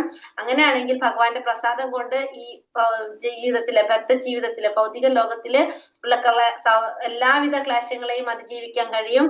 ആ ബോധത്തോടെ പ്രവർത്തിക്കാതെ മിഥ്യാഹങ്കാരം കൊണ്ട് പോയാലോ, മിഥ്യാഹങ്കാരം കൊണ്ട് ഭഗവാൻ അനുസരിക്കാതിരുന്നാല് നാശമായിരിക്കും ഫലം എന്നാണ് പറയുന്നത്. അപ്പൊ ഭഗവാനെ കുറിച്ചുള്ള ബോധത്തോടു കൂടി നമ്മൾ പ്രവർത്തിക്കുകയാണെങ്കിൽ നമുക്ക് എല്ലാവിധ ക്ലേശങ്ങളെയും അതിജീവിക്കാനായിട്ട് സാധിക്കും. മിഥ്യാഹങ്കാരം കൊണ്ട് ഭഗവാന്റെ അഭിമതം അനുസരിക്കാതെ പോയാല് നാശമായിരിക്കും ഫലം. ഈശ്വര സർവഭൂതാനാം ഹൃദയേശാർജുന തിഷ്ഠതി കാമയൻ സർവഭൂതാനി യന്ത്രാരൂഢാനി മായയ. അർജുന, പരമപുരുഷൻ എല്ലാവരുടെയും ഹൃദയത്തിൽ കുടികൊള്ളുകയും ഭൗതിക ശക്തിയാൽ നിർമ്മിതമായ യന്ത്രത്തിൽ എന്ന പോലെ സ്ഥിതി ചെയ്യുന്ന ജീവാത്മാക്കളുടെ ഭ്രമണത്തെ നിയന്ത്രിക്കുകയും ചെയ്യുന്നു. അപ്പൊ അർജുനനോട് പറയാണ്, ആ പരമപുരുഷനായിട്ടുള്ള ഭഗവാൻ എല്ലാവരുടെ ഹൃദയത്തിലും ആരുണ്ട്? പരമാത്മാവായിട്ട് ഭഗവാൻ ഇരിക്കുന്നുണ്ട്. ഭഗവാൻ കുടികൊള്ളുകൊണ്ട് ഭൗതിക ശക്തിയാൽ നിർമ്മിതമായ യന്ത്രത്തിൽ എന്ന പോലെ, ഒരു ഭൗതിക ശക്തി കൊണ്ട് നിർമ്മിച്ച യന്ത്രം പ്രവർത്തിക്കുന്നത് പോലെ ജീവാത്മാക്കളുടെ ഭ്രമണത്തെ ആര് നിയന്ത്രിക്കുന്നു? ഭഗവാൻ നിയന്ത്രിക്കുന്നു. അപ്പൊ എല്ലാവരുടെ ഉള്ളിലും ഭഗവാൻ പരമാത്മാവായിട്ട് ഇരുന്നു കൊണ്ട് എല്ലാവരുടെയും നിയന്ത്രിക്കുന്നത് ആരാണ്? ജീവാത്മാക്കളുടെ ഭ്രമണത്തെ ഭഗവാൻ നിയന്ത്രിക്കുന്നത്. എങ്ങനെ? ഭൗതിക ശക്തിയാൽ നിർമ്മിതമായ യന്ത്രത്തിൽ എന്ന പോലെ, ഒരു ഭൗതിക ശക്തി കൊണ്ട് നിർമ്മിച്ച ഒരു യന്ത്രം പ്രവർത്തിക്കുന്നത് പോലെ ഭഗവാൻ എല്ലാവരുടെ ഉള്ളിലും കുടികൊണ്ടുകൊണ്ട് ഭഗവാൻ ജീവാത്മാക്കളുടെ ഭ്രമണത്തെ ഭഗവാൻ നിയന്ത്രിക്കുന്നു. തമേവ ശരണം ഗച്ഛ സർവഭാവേന ഭാരത തത്പ്രസാദാത് പരാം ശാന്തി സ്ഥാനം പ്രാപ്സ്യാസി ശാശ്വതം. ഹേ ഭാരത, ആ പരമപുരുഷൻ ആത്മാർപ്പണം ചെയ്യൂ. അവിടുത്തെ പ്രസാദം കൊണ്ട് നീ പരമമായ ശാന്തി നേടും, ശാശ്വതമായ പരമപദം പ്രാപിക്കും. അപ്പൊ ഭഗവാൻ അർജുനോട് പറയണ, ആ പരമപുരുഷനായിട്ടുള്ള ഭഗവാന് നീ ആത്മാർപ്പണം ചെയ്യാനാ പറയണ. ഭഗവാൻ പറയണെച്ചാ നീ ആ ഭഗവാന് ആത്മാർപ്പണം ചെയ്യൂ. ആത്മാർപ്പണം ചെയ്യാന്ന് വെച്ചിട്ടുണ്ടെങ്കിൽ മനസ്സും ശരീരവും ആത്മാവും എല്ലാം ആ ഭഗവാന് സമർപ്പിക്കൂ. അവിടുത്തെ പ്രസാദം കൊണ്ട്, ഭഗവാന്റെ പ്രസാദം കൊണ്ട് നിനക്ക് എന്ത് സാധിക്കും? പരമമായ ശാന്തി നേടാനും ശാശ്വതമായിട്ടുള്ള ആ പരമപദം പ്രാപിക്കാനും സാധിക്കും. നീ അപ്പോ ആ പരമപുരുഷനായ ഭഗവാന് ആത്മാർപ്പണം ചെയ്യൂ എന്നാണ് ഇവിടെ പറയുന്നത്. ഇതി തേ ജ്ഞാനമാഖ്യാതം ഗുഹ്യാത് ഗുഹ്യതരം മയ വിമൃശേഷേണ യഥാചസി തഥാ കുരു. ഇപ്രകാരം അതിരഹസ്യമായ ജ്ഞാനമാണ് ഞാൻ നിനക്ക് വിവരിച്ചു തന്നത്. ഇനി സമഗ്രമായി ആലോചിച്ചതിന് ശേഷം ഹിതം എന്ന് തോന്നുന്നതെന്തോ അത് ചെയ്യുക. അപ്പൊ ഇത്രയും പറഞ്ഞു കൊടുത്തിട്ട് അർജുനനോട് ഭഗവാൻ എന്താ പറയണത്? ഇനി ഞാൻ പറയുന്നത് എന്താണ്? ഇപ്രകാരം ഇതുവരെ ഞാൻ നിനക്ക് പറഞ്ഞു തന്നത് അതിരഹസ്യമായ ജ്ഞാനമാണ് ഞാൻ നിനക്ക് ഇതുവരെ ഉപദേശിച്ചു തന്നത്. ഇനി നീ എന്ത് ചെയ്യണം? നിനക്ക് ഹിതമെന്ന് തോന്നുന്നത് എന്തോ അത് നീ ചെയ്യുക. അപ്പൊ നിനക്ക് ഞാൻ ഇതുവരെ അല്ലെ 2-ാമത്തെ അധ്യായത്തിൽ തൊട്ട് ഇതുവരെ നിനക്ക് ഞാൻ എന്താണ് പറഞ്ഞു തന്നത്? അതിരഹസ്യമായിട്ടുള്ള ജ്ഞാനമാണ് ഞാൻ നിനക്ക് ഉപദേശിച്ചു തന്നത്. ഇനി നീ എന്ത് ചെയ്യാ? സമഗ്രമായി ആലോചിച്ചതിന് ശേഷം നിനക്ക് ഹിതമെന്ന് തോന്നുന്നത് എന്തോ അത് നീ ചെയ്യുക എന്നാണ് ഭഗവാൻ അർജുനനോട് പറഞ്ഞത്. അപ്പൊ അർജുനനെ ഭഗവാൻ ഒന്നും നിർബന്ധിക്കല്ല, ഇത്രയും കാര്യങ്ങളൊക്കെ നിനക്ക് പറഞ്ഞു തന്നു. ഇനി നിനക്ക് ശരിയെന്ന് തോന്നുന്നത് എന്തോ അത് നീ തെരഞ്ഞെടുത്തു കൊള്ളാനാണ് ഇവിടെ ഭഗവാൻ പറയുന്നത്. മന്മനാഭവ മദ്ഭക്തോ മത്യാജീമാ നമസ്കുരു മാമേ വൈഷ്ട്യസി സത്യം തേ പ്രതിജാനേ പ്രിയോസിമേ. എപ്പോഴും എന്നെ ഓർക്കുക, എന്റെ ഭക്തനാവുക, എന്നെ ആരാധിക്കുകയും പ്രണമിക്കുകയും ചെയ്യുക. ഇങ്ങനെ ചെയ്തു പോന്നാൽ നിശ്ചയമായും നിനക്ക് എന്നെ പ്രാപിക്കാം. ഞാൻ തീർത്തു പറയുന്നു, എന്തെന്നാൽ എനിക്ക് പ്രിയപ്പെട്ടവനാണ് നീ. അപ്പൊ ഭഗവാൻ പറയുന്നത് നീ എപ്പോഴും എന്നെ ഓർക്കണം, ഭഗവാൻ എപ്പോഴും ഓർക്കുക, ഭഗവാന്റെ ഭക്തനാവുക, ഭഗവാനെ ആരാധിക്കുകയും പ്രണമിക്കുകയും ചെയ്യുക. അങ്ങനെ നീ ചെയ്തു പോന്നു കഴിഞ്ഞാൽ നിശ്ചയമായി നിനക്ക് എന്ത് സാധിക്കും? നിനക്ക് എന്നെ പ്രാപിക്കാനായിട്ട് സാധിക്കും. ഞാൻ തീർത്തു പറയുന്നു, എനിക്ക് പ്രിയപ്പെട്ടവനായിട്ട് മാറും നീ. അപ്പൊ എപ്പോഴും ഭഗവാൻ ഓർക്കുന്നു, ഭഗവാന്റെ ഭക്തനാവുക, ഭഗവാനെ ആരാധിക്കുകയും പ്രണമിക്കുകയും ചെയ്തു കഴിഞ്ഞാല് നിശ്ചയമായിട്ടും ആ ഭക്തന് ഭഗവാനെ പ്രാപിക്കാൻ സാധിക്കും. കാരണം ഭഗവാന് പ്രിയപ്പെട്ടവനായിരിക്കും ആ ഭക്തൻ എന്ന് ഭഗവാൻ ഇവിടെ തീർത്ത് പറഞ്ഞുതരാണ്. മന്മനാഭവ മത്ഭക്തോ മത്യാജീമാ നമസ്കുരു മാമൈ വൈഷ്യസി സത്യത്തെ പ്രതിജാനേ പ്രിയോസിമേ. എപ്പോഴും ഭഗവാൻ ഓർക്കുക, ഭഗവാന്റെ ഭക്തനാവുക, ഭഗവാനെ ആരാധിക്കുകയും പ്രണമിക്കുകയും ചെയ്യുക. അങ്ങനെ ചെയ്തു പോന്നു കഴിഞ്ഞാൽ നിശ്ചയമായും ഭഗവാനെ പ്രാപിക്കാൻ സാധിക്കും. ഭഗവാൻ തീർത്ത് പറയാണ്, കാരണം എനിക്ക് പ്രിയപ്പെട്ടവനാണ് ആ വ്യക്തി. സർവധർമാൻ പരിത്യജ മാമേകം ശരണം വ്രജ അഹം താം സർവപാപേഭ്യോ മോക്ഷയിഷ്യാമി മാം ശുചഃ. ഇനി ഭഗവാൻ എന്താ പറയണത്? സർവധർമ്മങ്ങളെയും ത്യജിച്ച് എന്നിൽ ശരണം തേടുക, ഞാൻ നിന്നെ സകല പാപ പ്രതികരണങ്ങളിൽ നിന്ന് മോചിപ്പിക്കാൻ ഭയപ്പെടേണ്ട. അപ്പൊ ഇത്രയും നേരം ഭഗവാൻ പറഞ്ഞെന്താണ്? എല്ലാം നമ്മൾ ചെയ്യണം എന്നൊക്കെ പറഞ്ഞല്ലേ ഭഗവാൻ. ഇവിടെ പറയുന്നത് എല്ലാ ധർമ്മങ്ങളും വിട്ടിട്ട് നീ എന്നെ ശരണം പ്രാപിച്ചോളാണ് പറയുന്നത്. അപ്പൊ ഇപ്പൊ തന്നെ നമ്മളോട് നേരത്തെ പറഞ്ഞു നമ്മൾ നമ്മുടെ ധർമ്മങ്ങൾ ചെയ്യേണ്ടതാണ് എന്നൊക്കെ പറഞ്ഞു. ഇവിടെ ഭഗവാൻ പറയാണ്, എല്ലാ ധർമ്മങ്ങളും വിട്ട് നീ എന്നെ ശരണം പ്രാപിച്ച നിന്നെ ഞാൻ സകല പാപപ്രതികളിൽ നിന്ന് മോചിപ്പിക്കും, ഭയപ്പെടേണ്ട. അത് എവിടെ വന്നിട്ടാ പറയണ? 18-ാമത്തെ അധ്യായത്തിൽ ലാസ്റ്റ് വന്നിട്ടാ ഭഗവാൻ പറയണത്, എല്ലാ ധർമ്മങ്ങളും വിട്ട് എന്നിൽ ശരണം പ്രാപിക്കുക. അങ്ങനെയാണെങ്കിൽ നിന്നെ ഞാൻ എന്ത് ചെയ്തിരിക്കും? എല്ലാ പാപപ്രതികരണങ്ങളിൽ നിന്ന് നിന്നെ ഞാൻ രക്ഷിക്കും, നീ മോചിപ്പിക്കും, നീ ഭയപ്പെടേണ്ട ആവശ്യമില്ല. പക്ഷെ നീ എന്ത് ചെയ്യണം? എല്ലാം വിട്ടിട്ട് നീ എന്നെ ശരണം പ്രാപിക്കണം, വേറെ ഒന്നുമില്ല. എന്നെ മാത്രം സർവധർമാൻ പരിത്യജ മാമേകം ശരണം വ്രജ എന്ന പറഞ്ഞത്. മാമേകം എന്ന് വെച്ചാൽ എന്നെ മാത്രം ശരണം പ്രാപിക്കാനുള്ള ആര് പറയണത്? ഭഗവാൻ പറയണത്. എന്നെ മാത്രം എന്നെടുത്ത് പറയുന്നുണ്ട് അവിടെ. അതായത് നമ്മള് പലയിടത്തേക്കും പോവാതെ നീ എന്നെ മാത്രം ശരണം, എല്ലാം വിട്ടിട്ട് നീ എന്നെ മാത്രം ശരണം പ്രാപിക്കുകയാണെങ്കിൽ ഞാൻ നിന്നെ എങ്ങനെ ചെയ്യും? എല്ലാ പാപ പ്രതികരണങ്ങളിൽ നിന്നും ഞാൻ നിന്നെ രക്ഷിക്കും, നീ ഭയപ്പെടേണ്ട, മോചിപ്പിക്കുന്നു ഭഗവാനോട് പറഞ്ഞു. അപ്പൊ എങ്ങനെ വേണം? പക്ഷെ മാമേകം ശരണം വ്രജ, എന്നെ മാത്രം ശരണം പ്രാപിക്കുക, എല്ലാതും വിട്ടിട്ട് ഭയപ്പെടേണ്ട എന്നാണ് പറയുന്നത്. ഇനി എന്താ പറഞ്ഞത്? യാ ഇദം പരമം ഗുഹ്യം മദ്ഭക്തേക്ഷോപിച്ച ദാസ്യതി ഭക്തിമയി പരാം കൃത്വാ മാമേ വൈഷ്യത്യ സംശയഃ. പരമരഹസ്യമായി ജ്ഞാനത്തെ എന്റെ ഭക്തന്മാർക്ക് ഉപദേശിക്കുന്നവൻ ശുദ്ധ ഭക്തിയുടെ സേവനം സുനിശ്ചിതമാണ്. അവസാനം അയാൾ എന്നിലേക്ക് തിരിച്ചെത്തുകയും ചെയ്യും. അപ്പൊ ഈ ജ്ഞാനം, ഭഗവാന്റെ കുറിച്ചുള്ള ഈ ജ്ഞാനം ഭഗവാന്റെ ഭക്തന്മാർക്ക് ഉപദേശിക്കുന്നവന് എന്താണ്? ഭക്തിയുടെ സേവനം സുനിശ്ചിതമാണ്. അങ്ങനെയുള്ളവർക്ക് എന്ത് സാധിക്കും? ഭഗവാനിലേക്ക് തിരിച്ചെത്താനായിട്ട് സാധിക്കും എന്നാണ് പറയുന്നത്. പരമരഹസ്യമായി ജ്ഞാനത്തെ എന്റെ ഭക്തന്മാർക്ക് ഉപദേശിക്കുന്നവന് ശുദ്ധ ഭക്തിയുടെ സേവനം സുനിശ്ചിതമാണ്. അത് എങ്ങനെയാണ്? അവർക്ക് അവസാനം ഭഗവാനിലേക്ക് എത്തിച്ചേരാനായിട്ട് സാധിക്കുകയും ചെയ്യും. നച തസ്മാൻ മനുഷ്യേഷു കശ്ചിത് മേ പ്രിയകൃത്തമഃ ഭവിതാനാച മേ തസ്മാ ധന്യ പ്രിയതരോ ഭുവി. അങ്ങനെയുള്ളൊരു ഭൃത്യനേക്കാൾ എനിക്ക് പ്രിയങ്കരനായിട്ട് ഈ ലോകത്തിൽ മറ്റൊരാളില്ല, ഇനി ഒരിക്കലും ഉണ്ടാവുകയില്ല. അപ്പോ അങ്ങനെ ഭഗവാനെ കുറിച്ചുള്ള ഈ ഒരു ജ്ഞാനം, ഈ ശാസ്ത്രം മറ്റുള്ളവരിലേക്ക് എത്തിച്ചു കൊടുക്കുന്ന ഒരു ഭൃത്യനേക്കാൾ എനിക്ക് പ്രിയങ്കരനായിട്ട് ഈ ലോകത്തിൽ വേറൊരാളില്ല, ഇനി ഒരിക്കലും ഉണ്ടാവാനും പോകുന്നില്ല എന്നാണ് ഭഗവാൻ പറയുന്നത്. നമ്മൾ തമ്മിൽ നടത്തുന്ന ഈ പരിപാവനമായ ഈ സംഭാഷണം പഠിച്ചറിയുന്നവർ ബുദ്ധി കൊണ്ട് എന്നെ ആരാധിക്കുകയാണ് ചെയ്യുന്നതെന്ന് ഞാൻ പ്രഖ്യാപിക്കുന്നു. ഇനി ഭഗവത്ഗീത എന്ന് വെച്ചാൽ എന്താണ്? ഭഗവാനും അർജുനനും തമ്മിലുള്ള ആ സംഭാഷണം. ഭഗവാൻ അർജുനന് പറഞ്ഞു കൊടുക്കുന്ന കുറെ ഉപദേശങ്ങളാണ് അല്ലെ. ഭഗവത്ഗീത എന്ന് വെച്ചാൽ ഭഗവാന്റെ വാണിയാണ്. ഈ സംഭാഷണം, പാവനമായി സംഭാഷണം പഠിച്ചറിയുന്നവർ ബുദ്ധി കൊണ്ട് എന്നെ ആരാധിക്കുകയാണ് ചെയ്യുന്നതെന്ന് ഞാൻ പ്രഖ്യാപിക്കുന്നു. അപ്പൊ ഭഗവത്ഗീത പഠിക്കുന്നവർ എന്ത് ചെയ്യണം? ഭഗവാനെ ആരാധിക്കുകയാണ് നമ്മൾ. എങ്ങനെ? ബുദ്ധി കൊണ്ട് ഭഗവാനെ ആരാധിക്കുകയാണെന്നാണ് ഭഗവാൻ ഇവിടെ പറയുന്നത്. കുന്തിപുത്രനായ ധനഞ്ജയ, നീ ഇതെല്ലാം ശ്രദ്ധയോടുകൂടി കേട്ടില്ലേ? അജ്ഞാനത്താൽ നിന്നുളവായ നിന്റെ വ്യാമോഹം ഇപ്പോൾ തീർന്നില്ലേ? അവിടെ അർജുനനോട് ചോദിക്കാണ്, ധനഞ്ജയ എന്ന് വിളിക്കുക അർജുനനെ. ധനഞ്ജയ എന്ന് വെച്ചാൽ എന്തുകൊണ്ടാണ് അർജുനൻ ധനഞ്ജയ എന്ന് വിളിക്കുന്നത്? അർജുനൻ രാജസൂയ നടത്തുന്ന സമയത്ത് വേണ്ട ധനം സമാഹരിച്ചു കൊണ്ടുവന്നത് ആരാണ്? അർജുനനാണ്. അതുകൊണ്ടാണ് ധനഞ്ജയ എന്ന് വിളിക്കുന്നത്. നീ ഇതെല്ലാം ശ്രദ്ധയോട് കൂടി കേട്ടില്ലേ? ഇതെല്ലാം ഞാനിപ്പോ ഈ പറഞ്ഞ കാര്യങ്ങളൊക്കെ നീ ശ്രദ്ധയോട് കൂടി കേട്ടില്ലേ? അജ്ഞാനത്തിൽ നിന്നുളവായ നിന്റെ വ്യാമോഹം ഇപ്പൊ നീങ്ങിയില്ലേ? അപ്പൊ നിന്റെ വ്യാമോഹം ഇപ്പൊ തീർന്നില്ലെന്നാണ് ഭഗവാൻ അർജുനനോട് ചോദിക്കുന്നത്. അപ്പൊ അർജുനൻ എന്താ പറയുന്നത്? അർജുനൻ പറഞ്ഞു, അല്ലയോ പ്രിയപ്പെട്ട കൃഷ്ണ, ഹേ അച്യുത, ഇപ്പോൾ എന്റെ വ്യാമോഹം തീർന്നു. അങ്ങയുടെ കരുണ കൊണ്ട് എന്റെ ബുദ്ധി തിരിച്ചു കിട്ടി. ഇപ്പോൾ ഞാൻ ദൃഢനും സംശയരഹിതനുമാണ്. അങ്ങയുടെ ആജ്ഞയനുസരിച്ച് പ്രവർത്തിക്കാൻ തയ്യാറായിരിക്കുന്നു. അപ്പോൾ അർജുനൻ പറയാണ്, കൃഷ്ണ, എന്റെ വ്യാമോഹം ഇപ്പൊ തീർന്നു. അച്യുത എന്ന് വിളിക്കുന്നുണ്ട്. കൃഷ്ണ, അച്യുത, എന്റെ വ്യാമോഹം ഇപ്പൊ തീർന്നു. അങ്ങയുടെ കാരുണ്യം കൊണ്ട് എനിക്കിപ്പോ എന്റെ ബുദ്ധി തിരിച്ചു കിട്ടി. ഞാനിപ്പോ ദൃഢനാണ്, സംശയരഹിതനാണ്. അങ്ങയുടെ ആജ്ഞ അനുസരിച്ച് പ്രവർത്തിക്കാൻ തയ്യാറായിരിക്കുന്നു. അപ്പൊ എനിക്ക് എന്റെ ബുദ്ധി തിരിച്ചു കിട്ടി.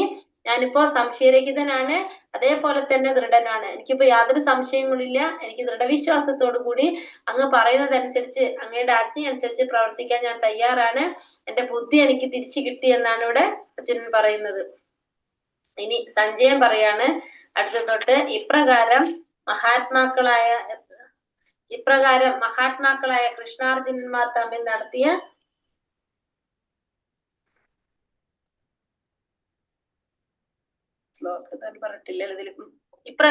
സഞ്ജയ പറഞ്ഞു, ഇപ്രകാരം കൃഷ്ണാർജുനന്മാർ തമ്മിൽ നടന്ന ഈ സംഭാഷണം ഞാൻ കേട്ടു. അത്ഭുതകരമായി സന്ദേശം എന്നെ കോൾമേൽ കൊള്ളിക്കുന്നു. ഇനി സഞ്ജയൻ പറയാണ്, ഇപ്രകാരം അർജുനനും കൃഷ്ണനും തമ്മിൽ നടത്തിയ സംഭാഷണം ഞാൻ കേട്ടു.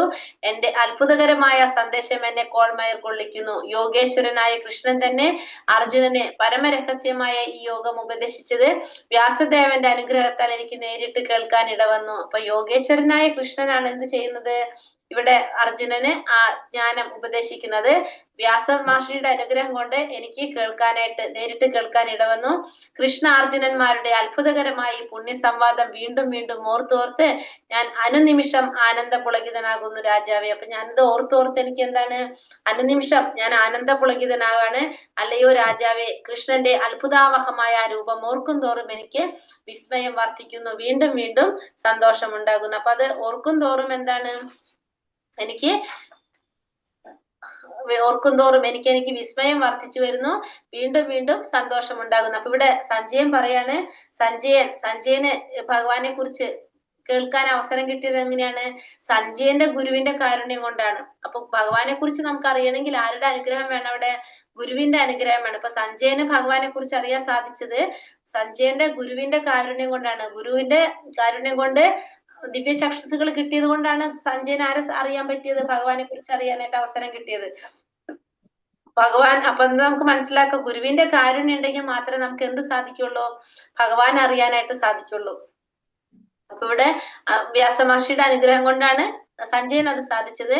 അപ്പൊ ഇത് ഓർക്കും തോറും, കൃഷ്ണനും അർജുനനും തമ്മിൽ നടത്തിയ അത്ഭുതകരമായ സംവാദം ഓർക്കും തോറും ഞാൻ ആനന്ദപുളകിതനാകാണ്. പിന്നെന്താ പറഞ്ഞത്? നമുക്കറിയാലേ, ഗുരുവിന്റെ അനുഗ്രഹം കൊണ്ട് സഞ്ജയന് ഭഗവാനെ വിശ്വരൂപത്തിൽ കാണാൻ സാധിച്ചു, ചതുർഭുജത്തിൽ കാണാൻ സാധിച്ചു, ശ്രീകൃഷ്ണ രൂപത്തിൽ കാണാൻ സാധിച്ചു. അപ്പൊ അതൊക്കെ ഓർത്തോർത്ത് അവിടെ ആർക്ക് വിസ്മയം വർദ്ധിക്കാണ്? ആരാണ്? സഞ്ജയന് വിസ്മയം വർദ്ധിക്കാണ്. കാരണം ഇതൊക്കെ സാധിച്ചത് എങ്ങനെയാണ്? ഭഗവാന്റെ ഗുരുവിന്റെ കാരുണ്യം കൊണ്ട് മാത്രമാണ്. അത് സഞ്ജയൻ ധൃതരാഷ്ട്രോട് പറയാണ്, അത് ഓർക്കും തോറും എനിക്ക് വിസ്മയം ഉണ്ടാകുന്നു, വീണ്ടും വീണ്ടും സന്തോഷം ഉണ്ടാകുന്നു യത്ര യോഗേശ്വര കൃഷ്ണ യത്ര പാർത്ഥാധനുർധരഃ തത്ര ശീർവിജയോ ഭൂതിർധ്രുവ നിതിർമതിർമമ. യത്ര യോഗേശ്വര കൃഷ്ണോ യത്ര പാർത്ഥാധനുർധരഃ തത്ര ശീർവിജയോ ഭൂതിർധ്രുവ നിതിർമതിർമമ. എവിടെ യോഗേശ്വരനായ കൃഷ്ണനുണ്ടോ, എവിടെ വില്ലാളി വീരനായ അർജുനനുണ്ടോ, അവിടെയാണ് ഐശ്വര്യവും വിജയവും അസാധാരണ ശക്തിയും നീതിയും ഉള്ളത്. ഇതാണ് എന്റെ അഭിപ്രായം.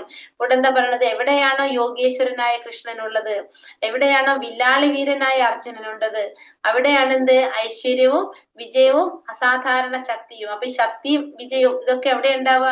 നീതിയും എല്ലാം ഉണ്ടാകുന്നത് എവിടെയാണോ ഭഗവാൻ ഉള്ളത്, എവിടെയാണോ വില്ലാളി വീരനായ അർജുനനുള്ളത്, അവിടെയാണ് ഐശ്വര്യവും വിജയവും അസാധാരണ ശക്തിയും നീതിയും എല്ലാം ഉള്ളത്. ഇതാണ് എന്റെ അഭിപ്രായം. അപ്പൊ നമ്മള് ബുദ്ധിയും വേണം, ശക്തിയും വേണം. നമുക്ക് യോഗേശ്വരനായ കൃഷ്ണൻ എവിടെയുണ്ടോ, വില്ലാളി വീരനായ അർജുനൻ എവിടെയുണ്ടോ, അവിടെ ഉണ്ടാവും ഐശ്വര്യം ഉണ്ടാവും, വിജയം ഉണ്ടാവും, അസാധാരണ ശക്തിയും നീതിയും എല്ലാം ഉണ്ടാവും. ഇതാണ് ആരുടെ അഭിപ്രായം?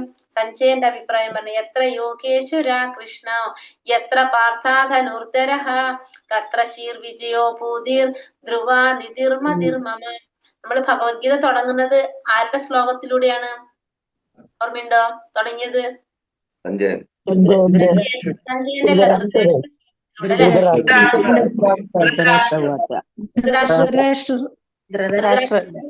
സഞ്ജയന്റെ അടുത്ത് ഭാരത യുദ്ധത്തിനെ കുറിച്ച് സഞ്ജയനോട് ചോദിക്കുന്നതായിട്ട്.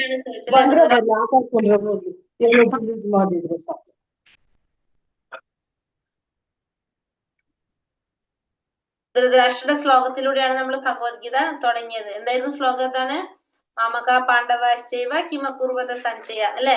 എന്താ പറഞ്ഞത്? ധൃതരാഷ്ട്ര ധർമ്മക്ഷേത്രേ കുരുക്ഷേത്രേ സമവേതായുത്സവഃ മാമക പാണ്ഡവാശ്ചൈവ കിമകുർവത സഞ്ജയ. അവിടെ എന്റെ മക്കളും പാണ്ഡുപുത്രരും എന്ത് ചെയ്തു എന്നാണ് ധൃതരാഷ്ട്ര സഞ്ജയനോട് ചോദിച്ചത്. ഇവിടെ സഞ്ജയൻ എന്താ ലാസ്റ്റ് പറയണത്?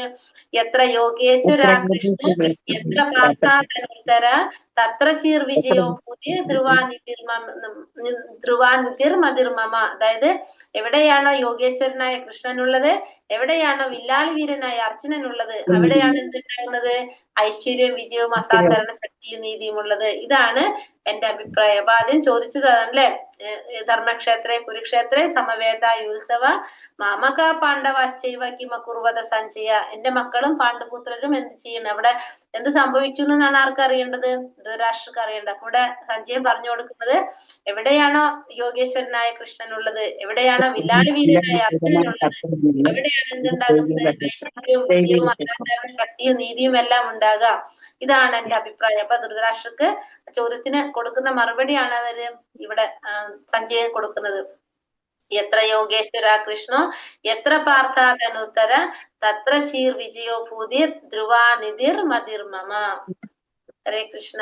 അപ്പൊ മഹാത്മ്യം പറഞ്ഞിട്ട് നമുക്ക് ഗീതാ മഹാത്മ്യം. ഗീതാശാസ്ത്രമിതം പുണ്യം യപ്പഠേത് പ്രയത പുമാൻ വിഷ്ണോ പദമവാപ്നോതി ഭയശോകാദിവർജിതഃ. പവിത്രമായി ഗീതാശാസ്ത്രത്തെ പ്രയത്നപൂർവ്വം പഠിക്കുന്നവൻ ഭയശോകങ്ങളിൽ നിന്നും മുക്തനായി വിഷ്ണുപാദം പോകുന്നു. ഗീതാധേന ശീലസ്യ പ്രാണായാമാപരസ്യ ച നൈവ സന്ധിഹി പാപാനി പൂർവജന്മാകൃതാനി ച. നിത്യവും ഗീത വായിക്കുകയും പ്രാണായാമം ശീലിക്കുകയും ചെയ്യുന്നവന്റെ പൂർവജന്മകൃത പാപങ്ങൾ നശിക്കുകയും പുതുതായി പാപങ്ങൾ ഉണ്ടാകാതിരിക്കുകയും ചെയ്യുന്നു. മലനിർമോചനം പുംസാം ജലസ്നാനം ദിനേ ദിനേ സകൃദ്ഗീതാപസി സ്നാനം സംസാരാമലനാശനം. മനുഷ്യരുടെ പ്രതിദിന സ്നാനം ഒരു ശരീരത്തിലെ അഴുക്ക് മാറ്റുന്നതാണ്. എന്നാൽ ഭഗവത്ഗീതയാകുന്ന പുണ്യജലത്തിൽ ഒരിക്കൽ മാത്രം കുളിച്ചാൽ അത് സംസാരമലത്തെ നശിക്കും. നമ്മുടെ സംസാരം മുഴുവനും, നമ്മുടെ എല്ലാ തരത്തിലുള്ള മാലിന്യത്തെ ഇല്ലാതാക്കാനായിട്ട് സംസാരം എന്ന് വെച്ചാൽ നമ്മുടെ ഈ ലോകത്തിലെ മുഴുവനും അഴുക്ക് കളയാനായിട്ട് എന്തുകൊണ്ട് സാധിക്കും? ഭഗവത്ഗീതയാകുന്ന പുണ്യജലത്തില് കുളിച്ചാൽ സാധിക്കും. ഗീതാ സുഗീത കർത്തവ്യ കിമന്നൈ ശസ്ത്ര വിസ്തരൈഹി യാ സ്വയം പത്മനാഭസ്യ മുഖ പത്മാതി നിസൃത. ഭഗവത്ഗീത വളരെ നന്നായി പഠിക്കേണ്ടതാണ്. വിഷ്ണുവിന്റെ മുഖപത്മത്തിൽ നിന്ന് നിർഗളിച്ച ഭഗവത്ഗീതയുള്ളപ്പോൾ മറ്റനേകം ശാസ്ത്രങ്ങൾ എന്തിന്? ഒരേ ഒരു ശാസ്ത്രം ഭഗവത്ഗീത മാത്രം മതി. ഭാരതാമൃത സർവസ്വം വിഷ്ണു വക്താതി നിസൃതം ഗീതാഗംഗോദകം പീത്വാ പുനർജന്മാന വിദ്യത്തെ. മഹാഭാരതത്തിന്റെ സാരവും ഭഗവാൻ വിഷ്ണുവിന്റെ തന്നെ മുഖത്ത് നിന്ന് പുറപ്പെട്ടതുമായ ഗീതയാകുന്ന പവിത്രമായ ഗംഗാജലം കുടിച്ചാൽ പുനർജന്മം ഉണ്ടാകുന്നതല്ല. പിന്നെ നമുക്ക് എന്ത് വേണ്ടി വരില്ല? വീണ്ടും ജന്മം എടുക്കേണ്ടതായിട്ട് വരില്ല. ഗീതയാകുന്ന പവിത്രമായ ഗംഗാജലം കുടിച്ചാൽ പുനർജന്മം ഉണ്ടാകുന്നതല്ല. ഏകം ശാസ്ത്രം ദേവകീ പുത്രഗീതം ഏകോ ദേവോ ദേവകീ പുത്ര ഏവ ഏകോ മന്ത്രസ്തസ്യ നാമാനി യാനി കർമാപ്യേകം തസ്യ ദേവസ്യ സേവ. ഒരേ ഒരു ശാസ്ത്രം കൃഷ്ണൻ ഉപദേശിച്ച ഭഗവത്ഗീത, ഒരേ ഒരു ഈശ്വരൻ ഭഗവാൻ ശ്രീകൃഷ്ണൻ, ഒരേ ഒരു മന്ത്രം ഭഗവാന്റെ നാമം, ഒരേ ഒരു കർമ്മം ഭഗവാന്റെ സേവനം. അപ്പൊ ഒരേ ഒരു ശാസ്ത്രം ഭഗവാൻ ഉപദേശിച്ച ഭഗവത്ഗീത, ഒരേ ഒരു ഈശ്വരൻ ഭഗവാൻ ശ്രീകൃഷ്ണൻ, ഒരേ ഒരു മന്ത്രം ഭഗവാന്റെ നാമം, ഒരേ ഒരു കർമ്മം ഭഗവാന്റെ സേവനം. ഏകം ശാസ്ത്രം ദേവകീ പുത്ര ഗീതം ഏകോ ദേവോ ദേവകീ പുത്ര ഏവ ഏകോ മന്ത്രസ്തസ്യ നാമാനിയാനി കർമാപ്യേകം തസ്യ ദേവസ്യ സേവ. ഹരേ കൃഷ്ണ കൃഷ്ണ കൃഷ്ണ ഹരേ ഹരേ ഹരേ രാമ രാമ രാമ ഹരേ ഹരേ വചകൽപതരൂപേശ കൃപാസിന്ധോഭ്യവ ച പതിതാനാം പാവനേഭ്യോ വൈഷ്ണവേഭ്യോ നമോ നമഃ. അനന്ത കോടി വൈഷ്ണവവൃന്ദി ജയ ഗുരുദേവ് की जय. जय परमानंदे हरि हरि बोल. हरे कृष्णा सर्वं कृष्णार्पणमस्तु. ഹരേ കൃഷ്ണ. നമുക്ക് ക്വസ്റ്റ്യൻ ആൻസർ നോക്കാം.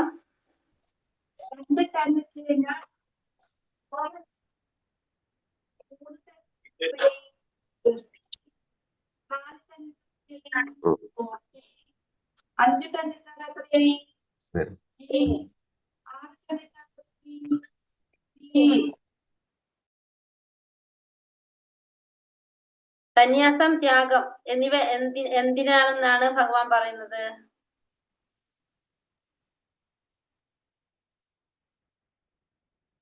ഹരേ കൃഷ്ണ. സന്യാസം, ത്യാഗം എന്തിനാണെന്നാ പറഞ്ഞത് ഭഗവാൻ? മഹാത്മാക്കളെ പോലും ശുദ്ധീകരിക്കുന്നതാണ് അല്ലെ സന്യാസവും ത്യാഗവും. അഞ്ചാമത്തെ ശ്ലോകത്തിൽ എന്താ പറഞ്ഞത്? അതെങ്ങനെ ചെയ്യണം എന്നാ പറഞ്ഞത് അല്ലെ? എങ്ങനെയായിരിക്കും ചെയ്യണത് അതല്ലേ പറഞ്ഞത് അഞ്ചാമത്തില്? യജ്ഞം, ദാനം, തപസ് എന്നീ കർമ്മങ്ങളെ ഉപേക്ഷിക്കേണ്ടതല്ല, അവ അനുഷ്ഠിക്കപ്പെടണം. മഹാത്മാക്കളെ പോലും ശുദ്ധീകരിക്കുന്നതാണത് ഇവിടെ പറഞ്ഞത് അല്ലെ. സന്യാസത്യാഗം എന്തിനാണ് പറഞ്ഞ?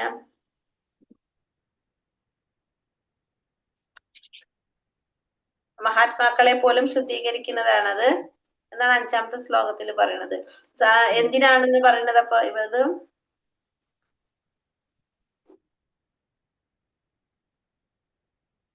ഇതൊരിക്കലും ഉപേക്ഷിക്കാൻ പാടില്ല, ഇത് ചെയ്യേണ്ടതാണെന്ന് തന്നെയാണ് എന്ന് പറഞ്ഞത്. ഹൃദയശുദ്ധിക്കും ആധ്യാത്മിക ജ്ഞാനത്തിന്റെ വളർച്ചയ്ക്കും വേണ്ടിയിട്ട് ചെയ്യേണ്ടത് തന്നെയാണെന്നാണ് ഭഗവാൻ പറയുന്നത്. ത്യാഗവും സന്യാസവും നമ്മൾ ഒഴിവാക്കേണ്ടതല്ല, ചെയ്യേണ്ടതാണ്. ആത്മാക്കളെ പോലും ശുദ്ധീകരിക്കുന്നതാണിത്. ഇനി അതെങ്ങനെ ചെയ്യണം എന്നാണ് ഭഗവാൻ പറഞ്ഞത്? ആസക്തിയോ ഫല ഉദ്ദേശ്യമോ ഇല്ലാതെ അനുഷ്ഠിക്കണം. കർത്തവ്യ നിർവഹണം എന്ന നിലയിലായിരിക്കണം നമ്മളത് ചെയ്യേണ്ടത്. സാത്വികമായ ബുദ്ധി എന്താണ്? ഫലം ഉദ്ദേശിക്കുകയും തന്റെ കർത്തവ്യമാണ് എന്ന് മാത്രം കരുതിക്കൊണ്ട് വിധിക്കപ്പെട്ട കർമ്മം അവൻ ത്യാഗമാണ്. ബുദ്ധി സാത്വികമായ ബുദ്ധി.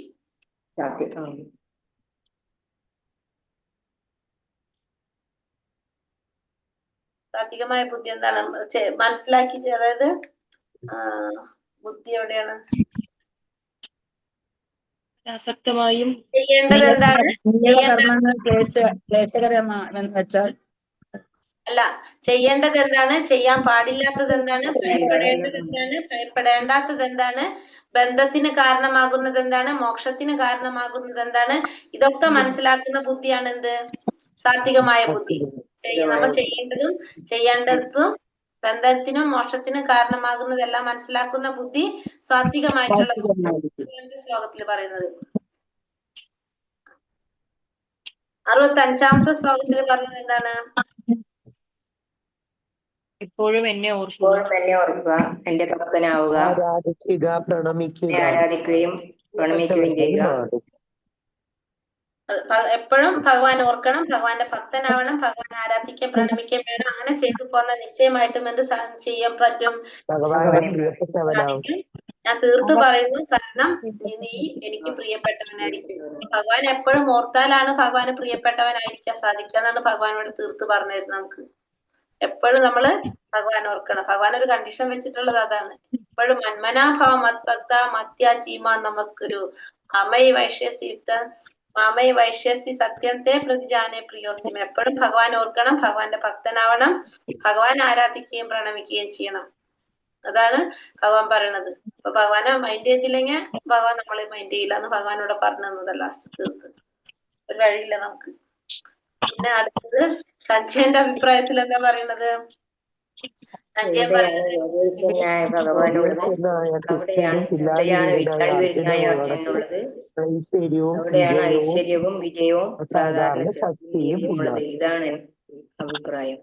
അതെ, എവിടെയാണോ യോഗേശ്വരനായ കൃഷ്ണനുള്ളത്, വില്ലാളി വീരനായ അർജുനനുള്ളത്, അവിടെയാണ് എന്തുണ്ടാകുന്നത്? ഐശ്വര്യവും വിജയവും ഉണ്ടാകുന്നത്, സാധാരണ ശക്തിയും നീതിയും എല്ലാം ഉണ്ടാകുന്നത് അവിടെയാണ്. അതാണ് ആരുടെ അഭിപ്രായം? അർജുനന്റെ അല്ല, സഞ്ജയന്റെ അഭിപ്രായം അല്ലെ. അത് സഞ്ജയന്റെ അഭിപ്രായത്തില് യോഗേശ്വരനായ കൃഷ്ണൻ എവിടെയുണ്ടോ, വില്ലാളി വീരനായ അർജുനൻ എവിടെയുണ്ടോ, അവിടെയാണ് ബുദ്ധിയും ശക്തിയും ഉണ്ടാകുന്നത് അല്ലെ. ബുദ്ധിയും ശക്തിയും ഒക്കെ എവിടെ ഉണ്ടാവും? അപ്പൊ ഐശ്വര്യവും എല്ലാം അസാധാരണ ശക്തിയും നീതിയും ഉണ്ടാകുന്നത്. അതാണ് സഞ്ജയന്റെ അഭിപ്രായം എന്ന് സഞ്ജയോടെ പറഞ്ഞ. ക്വസ്റ്റ്യൻസ് കുറച്ചിട്ടുള്ളൂ, കാരണം ഇത് ശ്ലോകങ്ങൾ അങ്ങനെയല്ലേ വന്നിട്ടുള്ളൂ. രണ്ടാമത്തത് ലെവലിലാണ് ഇത് മുഴുവൻ, കാരണം കുറെ ശ്ലോകങ്ങൾ ഉണ്ടല്ലോ ഇതിലിങ്ങി. ഓരോ ഗുണത്തിലുള്ളവരുടെ കഴിഞ്ഞ അധ്യായത്തിലെ പോലെ തന്നെ കുറെ കാര്യങ്ങൾ കർമ്മത്തെ കുറിച്ചും പിന്നെ കർത്താവിനെ കുറിച്ചും 3 തരത്തിലുള്ള, പിന്നെ വേറെ എന്താണ്, ബുദ്ധിയെ കുറിച്ച്, അങ്ങനെ കുറെ കാര്യങ്ങൾ പറയുന്നുണ്ട്. 3 ഗുണത്തിലുള്ളവരുടെ. അങ്ങനെയാണ് ഈ അധ്യായത്തിൽ കുറെ പോകുന്നത്. ഹരേ കൃഷ്ണ. അപ്പൊ നമ്മളെ ഭഗവത്ഗീത 18 ദിവസത്തെ അധ്യായം ഭഗവാന്റെ കാരുണ്യം കൊണ്ട് നമുക്കത് മുഴുവനാക്കാനായിട്ട് സാധിച്ചു. ഹരേ കൃഷ്ണ. സർവകൃഷ്ണാർപ്പണമസ്തു. ഹരേ കൃഷ്ണ. എല്ലാ 18 ദിവസം കറക്റ്റ് ആയിട്ട് കയറാൻ സാധിച്ചവരായിരിക്കും ഉള്ളത് ഉണ്ടല്ലേ? ഞാൻ കേറിയിട്ടുണ്ട്. മാതാജി ഞാൻ കേറിയിട്ടുണ്ട്. എല്ലാ ക്ലാസ്സിലും ഞാൻ കയറിയിട്ടുണ്ട് മാതാജി, കൃത്യമായിട്ട്. ഇതൊരു ബുദ്ധിമുട്ട് വന്നില്ല. ഹരേ കൃഷ്ണ. ഭഗവാന്റെ കാരുണ്യാണത്, ഭഗവാന്റെ. ശ്രീലത കേറിയിട്ടുണ്ട് കേട്ടോ മാതാജി. കേറി, എല്ലാ ക്ലാസ്സിലും കേറി. കേറാൻ പറ്റില്ലേ? എല്ലാ ക്ലാസ്സിലും കാണും. അതെ, അതാണ് വെച്ചാൽ നമുക്ക് ചിലപ്പോ സാധിക്കില്ല നമുക്ക് എപ്പോഴും. അത് സാധിക്കണം എന്നില്ലല്ലോ, നമ്മൾ വിചാരിച്ചാൽ പോലും ചിലപ്പോ നടക്കണമെന്നില്ല. അത് ഭഗവാന്റെ അനുഗ്രഹം കൊണ്ടാണ് നമുക്കത് സാധിക്കുന്നത്. 18 ദിവസവും കംപ്ലീറ്റ് ചെയ്യാനായിട്ട് സാധിക്കുന്നത് കറക്റ്റ് ആയിട്ട്. ഇനി നമുക്ക് നാളെ